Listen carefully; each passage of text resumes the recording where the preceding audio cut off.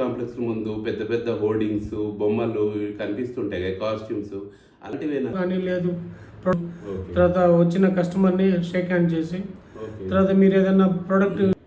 భాషా గారు, కంపెనీ పేరు రేడియంట్ ఇన్ఫ్లేటబుల్స్ అని పెట్టారు కదా, అంటే మా టీం వాళ్ళ రీసెర్చ్లో తెలిసింది ఏంటంటే మీరు చాలా తక్కువ అమౌంట్తో బెంగళూరుకి వచ్చారట కదా, మరి ఈ బిజినెస్లోకి ఎలా ఎంటర్ అయ్యారు? ఇప్పటివరకు ఉన్నారని విన్నాము.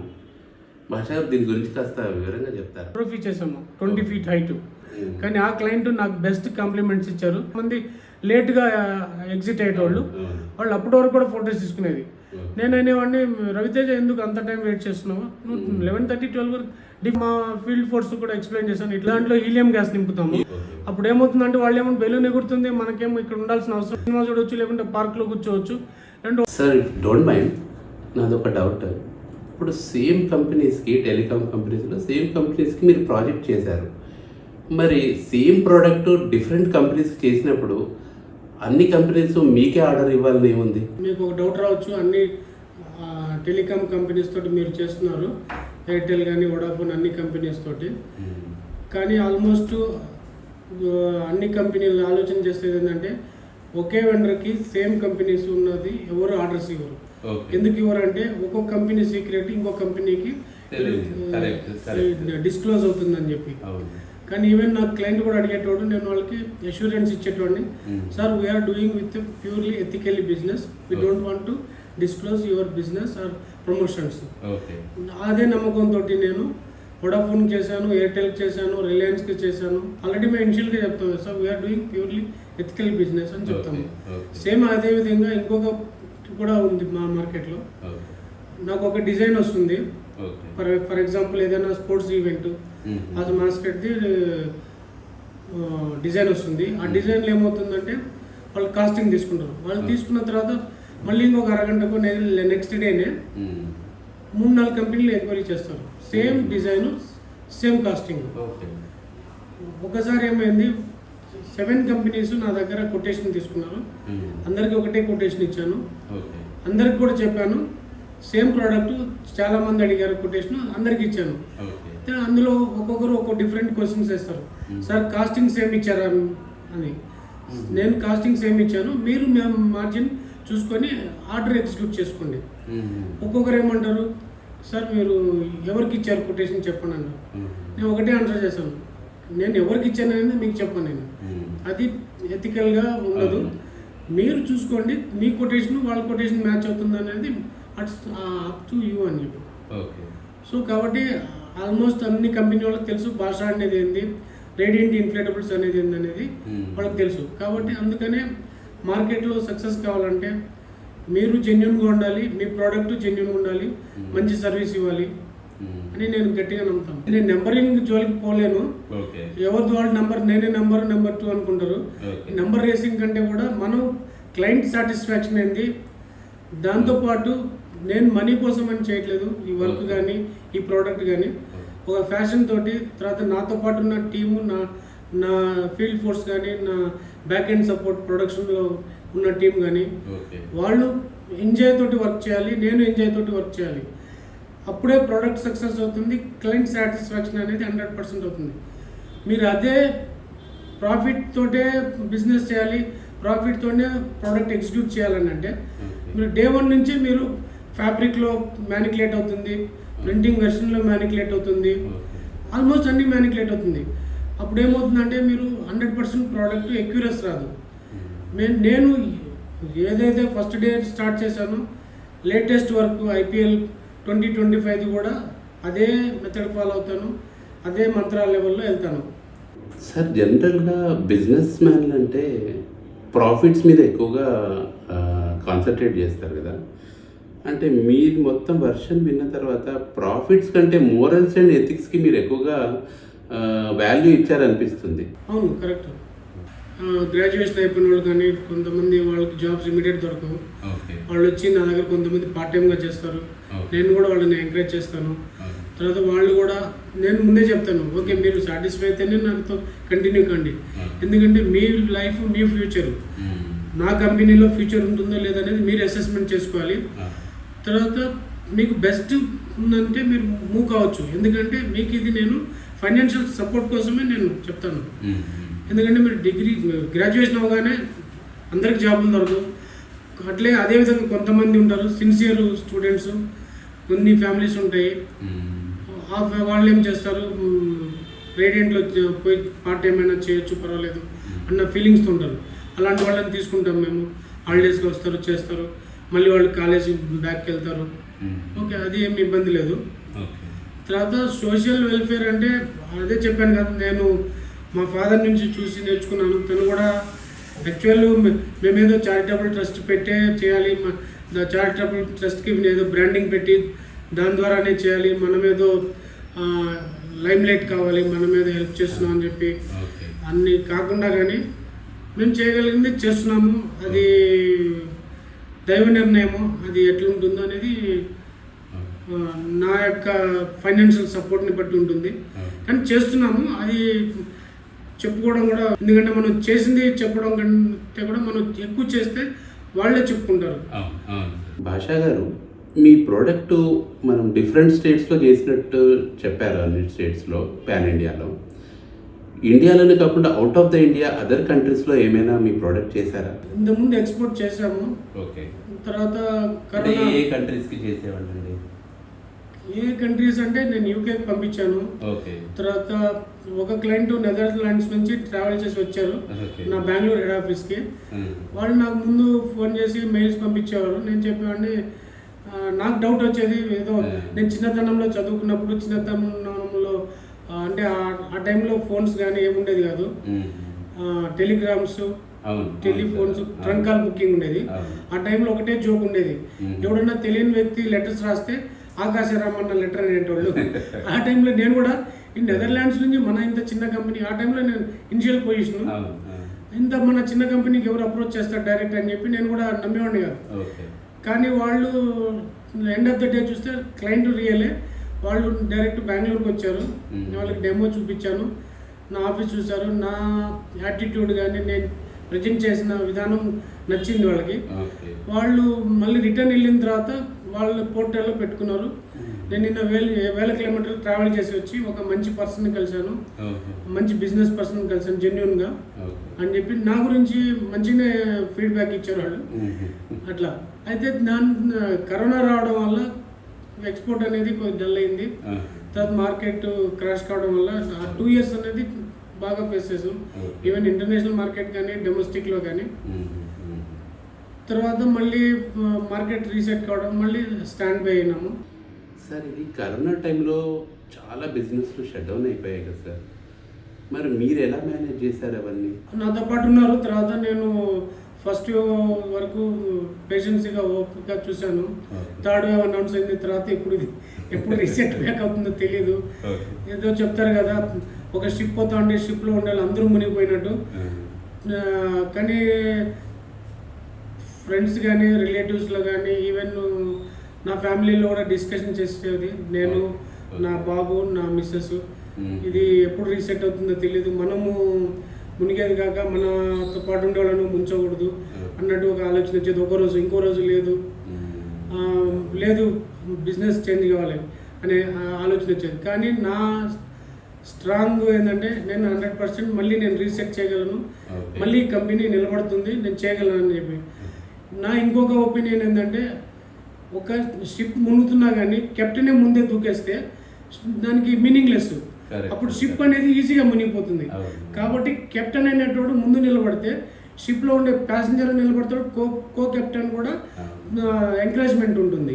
నేను ఎక్స్ప్లెయిన్ చేశాను, ఇది మన పరిస్థితి, మీరు కంటిన్యూ అవుతారంటే నేను శాలరీస్ వెనక ముందు ఇస్తాను, లేదు మీరు లేదు సార్ మేము వేరే డైవర్ట్ అవుతాము, లేకుంటే మేము ఓన్గా ఏమైనా చేసుకోగలమంటే అందులో కొంతమంది ఓకే అన్నారు. వాళ్ళకి నేను ప్రామిస్ చేశాను, మీరు నాతో పాటు ఇన్ని సంవత్సరాలు ఉన్నారు, సడన్గా మీకు ఏదో ఒక నెల జీతము 15 days సాలరీస్ ఇచ్చి మానేయమని చెప్పలేను నేను. It's not a ethical, it's not a friendly manner. నేనేం చెప్పాను, ఓకే మంత్ సాలరీ తీసుకోండి అని చెప్పి కొంతమందికి 2 months 3 months అడ్వాన్స్ పేమెంట్ చేసి. సార్, ప్రతి కంపెనీలో ప్రాఫిట్స్తో పాటు మోరల్స్ అండ్ ఎథిక్స్ కూడా చాలా అవసరం కదా, మరి ఈ వాల్యూస్ని మీరు ఎలా ముందుకు తీసుకెళ్లారు? దీంతోపాటు మీ స్టాఫ్ని మీరు అనుకునే ఈ morals and values or ethics ఏదైతే మీరు ఫాలో అవుతున్నారు అనుకుంటున్నారో వాటిని వాళ్ళు కూడా ఫాలో అయ్యేలా ఎలా చేశారు? నేను అదే రోజు నమ్మాను, నేను నిజంగా కూడా. అదే నేను చెప్పాను కదా, నా రిలేటివ్స్, నేను మీకు ఫస్ట్ మన ఇంట్రడక్షన్లోనే చెప్పాను నేను, మనం బిజినెస్ స్టార్ట్ చేయగానే క్రోడ్స్ సంపాదించాలి, లేదా నంబరింగ్ రేస్లో ఉండాలి, నా కంపెనీనే నంబర్లో ఉండాలి అని నేను ఎప్పుడు ఆలోచించలేదు. నేను ఒకటే నమ్మాను, హార్డ్ వర్క్, సిన్సియర్ ఎఫర్ట్స్. తర్వాత మనం కంపెనీకి ఏదైతే అప్రోచ్ చేస్తున్నామో వాళ్ళకి మనం మంచి ప్రోడక్ట్ డెలివరీ చేయాలి, ఇన్ టైం సర్వీసు. తర్వాత మీకు ఇంకోటి కూడా చెప్పాలి, అంటే నేను ఏదో నా గురించి నేను సెల్ఫ్ బూస్టింగ్ చేసుకోవడం కాదు, నేను వేరే వాళ్ళని కూడా డిస్కరేజ్ చేయడం అని కాదు. ఎవరైతే ఉన్నారో నా కాంపిటీటర్స్ అనుకోండి, XYZ ఎనీ అదర్ XYZ బిజినెస్లో ఆఫ్టర్ 7 అనుకోండి, లేకుంటే 10 అనుకోండి, దట్స్ దేర్ పర్సనల్ ఒపీనియన్. వాళ్ళు ఏం చేస్తారు, ఫోన్స్ అటెండ్ చేయరు, లేకపోతే ఏదన్నా ప్రాబ్లం వస్తే ఫోన్ స్విచ్ ఆఫ్ చేస్తారు. కానీ నేను చెప్తున్నాను, నా క్లయింట్స్ ఎప్పుడు ఒక్కొక్కరు రాత్రి 1 గంటకు కూడా ఫోన్ చేస్తారు. నేను ఒక్కొక్కసారి 3:30, 4:30 కూడా కాల్స్ అటెండ్ చేస్తాను. ఆ డెమోలో నా టీమ్ తోటి కోఆర్డినేట్ చేస్తాను. నేను కూడా ఒక్కొక్కసారి ఫీల్డ్లో అప్ టు 5 o'clock కూడా ఉన్నా, మార్నింగ్ ఎర్లీ అవర్స్ ఉన్న రోజులు ఉన్నాయి. ఎక్కడైతే డెమో అవుతుందో, ఎక్కడైతే ఇన్స్టలేషన్ అవుతున్నాయో పక్కనే కార్ ఆపుకొని కార్లో కూడా పనుకున్న రోజులు ఉన్నాయి, నేను నా ఫీల్డ్ ఫోర్స్. కాబట్టి అప్పుడే నేను ఫీల్డ్లో ఉంటేనే నా ఫీల్డ్ ఫోర్స్ కూడా వాళ్ళకి ఒక గట్టి సపోర్ట్ ఉంటుంది. నేనే 6 o'clock తర్వాత నా ఫీల్డ్ ఫోర్స్ ఎవరు దొరకరు అని చెప్పి నేను ఫోన్ అటెండ్ చేయకపోతే వాళ్ళు బ్లైండ్లో ఉంటారు, నా క్లయింట్ కూడా బ్లైండ్లో ఉంటారు. ఇది నేను గట్టిగా నమ్ముతాను, స్ట్రాంగ్గా నమ్ముతాను. ఎందుకంటే క్లయింట్కి అందుబాటులో ఉంటాను. నా క్లయింట్కి నేను అదే చెప్తాను, సార్ మీ వాయిస్ ఒక్కొక్కసారి గట్టిగా మాట్లాడుతున్నారు అంటారు, ఒక్కొక్కరు స్లోగా మాట్లాడుతున్నారు అంటారు. నేను చెప్తాను, సార్ ఇది ఏదైతే ఈ వాయిస్ ఉందో మీరు ఆఫ్టర్ రాత్రి 10 o'clock మీరు ఫోన్ చేసిన ఇట్లే వాయిస్ ఉంటుందంటారు. వాళ్ళు నవ్వుతారు, ఎందుకు మీరు అట్లా చెప్తున్నా అంటారు. అంటే సార్ ఇది ప్యూర్లీ కెమికల్ బాడీ ఏం కాదు, ప్యూర్ హెర్బల్ బాడీ, మీరు ఎప్పుడు మాట్లాడినా ఇదే వాయిస్ ఉంటుంది అంటే వాళ్ళ తర్వాత మళ్ళీ నవ్వుతారు. అంటే అర్థమైపోతుంది వాళ్ళకి, ఎందుకంటే సార్ కండిషన్ ఉంటారు. సో ఈ ఆల్వేస్ కండిషన్స్. సో ఈరోజు క్లయింట్కి కావాల్సింది కూడా అదే, మీరు మీ బాడీ ప్రెజెంట్లో ఉండాలి, మీరు కండిషన్లో ఉండాలి, అప్పుడే మీరు ప్రోడక్ట్ ఇవ్వగలరు. ఇప్పుడు వాళ్ళకి 3 days ఇవ్వాల్సింది మీరు ఫోన్ స్విచ్ ఆఫ్ చేసేసి మీరు నిద్రపోతే, మీరు end of the product reach కాకపోతే క్లయింట్ నష్టపోతాడు. ఒక్కొక్క ప్రోడక్ట్ ఏముంటుంది, ఆ ప్రోడక్ట్ రీచ్ అయితేనే ఆ ప్రమోషన్ సక్సెస్ అవుతుంది, ఆ ప్రమోషన్ ఆ ప్రోడక్ట్ పైన సక్సెస్ ఉంటుంది. కాయిన్కి 2 వైపులా ఉన్నట్టు సక్సెస్ అండ్ ఫెయిల్యూర్ ఉంటాయి కదా సార్. మరి దీంట్లో ఇప్పటి వరకు మీ సక్సెస్ జర్నీనే మేము విన్నాము. మరి మీరు బిజినెస్ స్టార్ట్ చేసినప్పుడు మీరు ఫేస్ చేసిన ఛాలెంజెస్ ఏమైనా ఉన్నాయా? బస్సెస్లో ట్రావెల్ చేసేవాడిని. ట్రావెల్ చేసి ఓవర్ నైట్ జర్నీ చేసి మీరు ఉదయాన్నే మళ్ళీ బ్రేక్ఫాస్ట్ చేయకుండా వాళ్ళు ఇచ్చిన టైంకి చేరాలంటే, ఒకవేళ బస్సు లేట్ అయినా కానీ ఆ టైం మేనేజ్ చేసుకొని బ్రేక్ఫాస్ట్ చేయకుండా పోయి ఆఫీస్లో కూర్చునేవాడిని. వాళ్ళు బిజీ ఉండి నన్ను బిజీ ఉన్నారో తెలియదు, లేదు నన్ను టెస్టింగ్ చేయడానికి కూడా 1-2 days కూడా నన్ను పిలిచేవారు.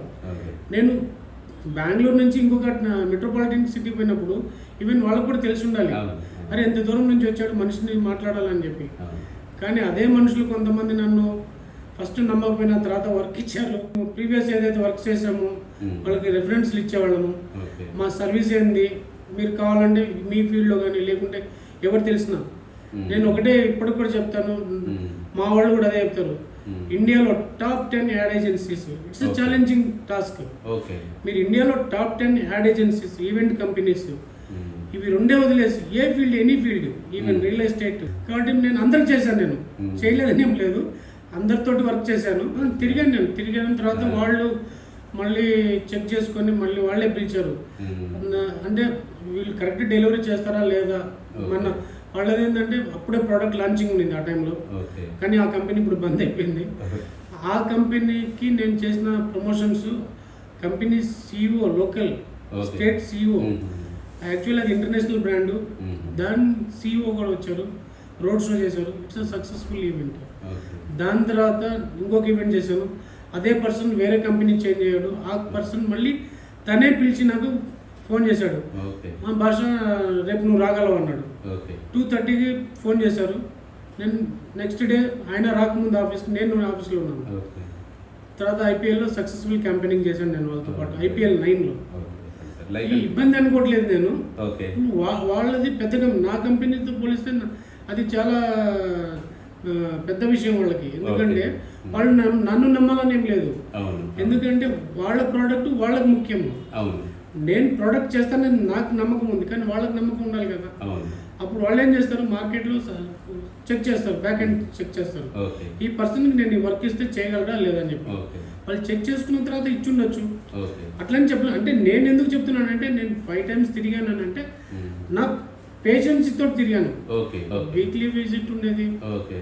అట్లానే అదే క్లయింట్ అని కాదు, కొంతమంది క్లయింట్ పోగానే ఆర్డర్ ఉండదు. అవును. తర్వాత ఇంకోటి వాళ్ళ దగ్గర బడ్జెట్స్ ఉండవు. మనం ఈ రోజు పోగానే మనకి ఆర్డర్ వస్తుందని అని చెప్పలేము. ఓకే. మనం పోయిన తర్వాత నెక్స్ట్ 1 year కూడా ఆర్డర్ రావచ్చు, పిలిచి ఇవ్వచ్చు మనకి ఆర్డర్. ఓకే. అది బేస్డ్ ఆన్ బడ్జెట్ కూడా ఉంటుంది. ఓకే. అంటే మనం కూడా క్లయింట్ని మిస్గైడ్ చేయలేము. ఓకే. తర్వాత వాళ్ళతోటి కొంతమంది ఏం చేస్తారు, సరే మీకు మీ దగ్గర ఇన్ని క్రోర్స్ బడ్జెట్ ఉంది, దాంట్లో మాకు 1% ఏంటి, 0.5% ఏంటి అని చెప్పి కన్విన్స్ చేయడానికి ట్రై చేస్తారు. కానీ అది రాంగ్ ఒపీనియన్ అని నేను అనుకుంటాను. బడ్జెట్ వాళ్ళ బడ్జెట్, మన ప్రోడక్ట్ ఎంత తీసుకోవాలనేది వాళ్ళ డిసిషన్. అది ఇప్పుడు మనం డిక్టేట్ చేసి మనకి ఇంత బడ్జెట్ ఏంటి, మేము ఇంత చేస్తామనేది అది రాంగ్ డిసిషన్ అని నేను అనుకుంటాను. భాషా గారు, ఇన్ని సంవత్సరాల మీ బిజినెస్ అనుభవంలో టెక్నాలజీ ఎప్పటికప్పుడు మారుతూ ఉంటుంది కదా, మరి మిమ్మల్ని మీరు ఆ కొత్త టెక్నాలజీని ఎలా అడాప్ట్ చేసుకున్నారు? టెక్నాలజీ అయితే బాగా చేంజెస్ వచ్చింది. ఓకే. నిజం చెప్పాలంటే ఇప్పుడు చైనా కానీ కొన్ని దుబాయ్ ఎగ్జిబిషన్స్లలో చూస్తే మనము ఓకే ఇప్పుడు మనం యాక్చువల్ ఇంకా 5 years బ్యాకే ఉన్నామనిపిస్తుంది. ఓకే. ఓకే. వాళ్ళు 5-10 years అడ్వాన్స్ ఉంటారు, మనం 5 years బ్యాకే ఉన్నట్టు అనిపిస్తుంది.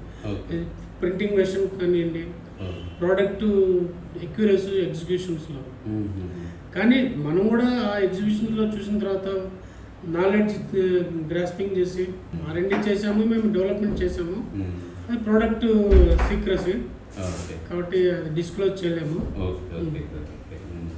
సార్, మీ ఫ్యూచర్ ప్లాన్స్ ఏంటో చెప్పండి.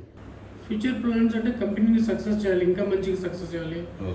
నేనే ఎదగడం కాదు, నాతో పాటు ఉన్న వాళ్ళు కూడా ఎదగాలనేది నేను అనుకుంటాను. ఎందుకంటే ఇట్లా ఎందుకు నమ్ముతున్నానంటే సంవత్సరాల క్రితం మా ఫాదర్ కూడా జాబ్ చేసేవారు. తన కష్టాలు నేను కూడా చూశాను, అది నాకు తెలుసు. నేను కూడా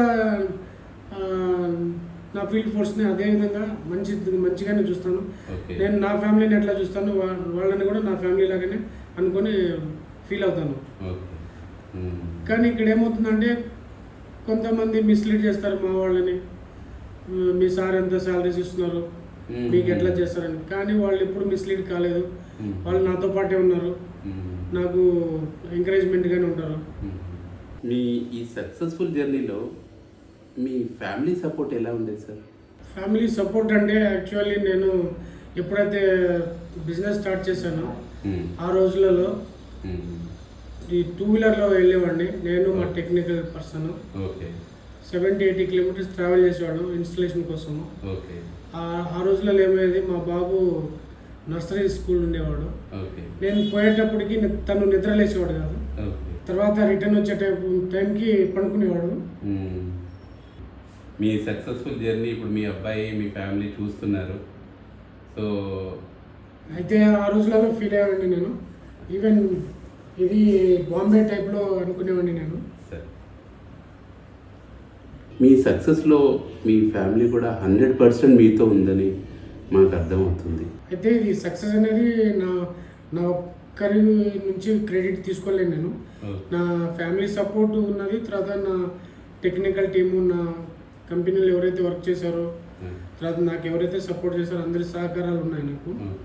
దానివల్ల సక్సెస్ కాగలిగినాం. అంతేగాని నేను ఒక్కడనే సక్సెస్ అయ్యానని చెప్పలేను, అందరి సహకారంతో జరిగింది ఇది. ఒక విజయవంతమైన పారిశ్రామికవేత్తగా కుటుంబానికి సమాజానికి మంచి చేయాలనే మంచి మనసున్న వ్యక్తిని ఈరోజు మనం పరిచయం చేసుకున్నందుకు మా తరఫు నుంచి, ప్రేక్షకుల తరఫు నుంచి మరియు మా టీం తరఫు నుంచి థ్యాంక్ యూ వెరీ మచ్. ధన్యవాదాలు. Thank you very much.